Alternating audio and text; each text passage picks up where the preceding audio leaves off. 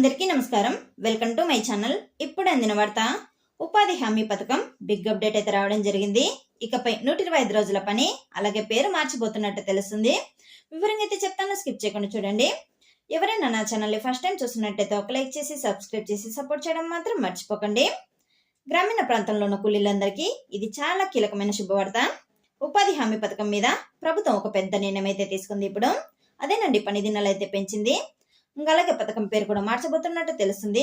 ఇప్పుడు పూర్తిగా అయితే తెలుసుకుందాం దీని గురించి.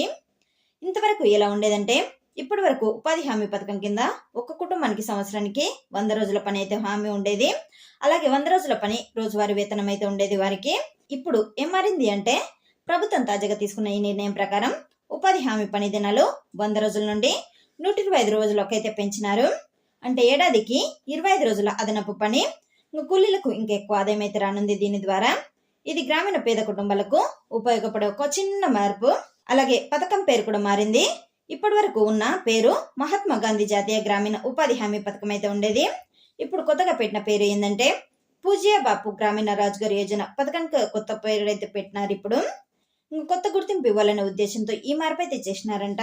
దీనివల్ల ఎవరికి లాభం అంటే, ఈ మార్పుతో లాభపడేది ఎవరు అంటే, ఉపాధి హామీ జాబ్ కార్డు ఉన్నవారు, గ్రామీణ కూలీలు, పేద మధ్యతరగతి కుటుంబాలు. ఇప్పటికీ జాబ్ కార్డు ఉన్నవారు కొత్తగా అప్లై అయితే చేసుకోవాల్సిన అవసరం లేదంటే ఈ పని కోసం. సింపుల్ గా చెప్పాలంటే, ఇంకా పని రోజులు అయితే పెరిగినాయి. ఇప్పుడు ఆదాయం కూడా పెరుగుతుంది. మీకు పథకం పేరైతే మారింది. గ్రామంలో ఉద్యోగ భద్రత కూడా పెరుగుతుంది దీని ద్వారా. ఈ నిర్ణయం మీకు నచ్చితే ఈ వీడియోని ఇప్పుడు లైక్, షేర్, సబ్స్క్రైబ్ చేసుకోండి. బాయ్.